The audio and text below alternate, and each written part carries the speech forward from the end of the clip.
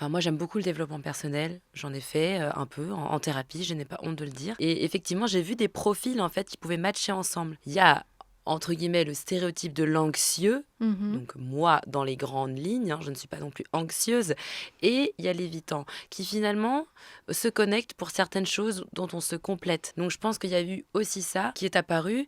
La peur de l'engagement. Je pense que Alex, en fait, il avait envie de rencontrer quelqu'un. Alex, maintenant, il a 37 ans. Il avait envie de rencontrer quelqu'un de manière sérieuse, de vraiment se connecter avec une âme. Et je pense pas qu'il ait pensé tout de suite à l'après. Et c'est Mhm. ça aujourd'hui, effectivement, qui est un peu plus compliqué effectivement, à comprendre, de faire Love is Blind et de pas être prêt à se marier.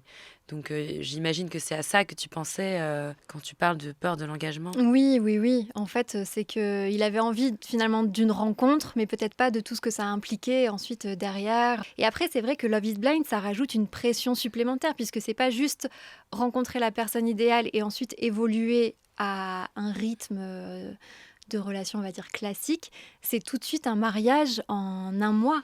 Oui. Et ça, c'est vrai que je comprends que on puisse repenser un peu à sa décision initiale de participer à l'émission. C'est ça. Alors moi aujourd'hui, je pense que j'ai pas encore toutes les réponses à mes questions. Mhm. Peut-être que je les aurai pas, mais j'ai compris effectivement que Alex, il avait du mal encore à tout faire avec toutes les cases en même temps.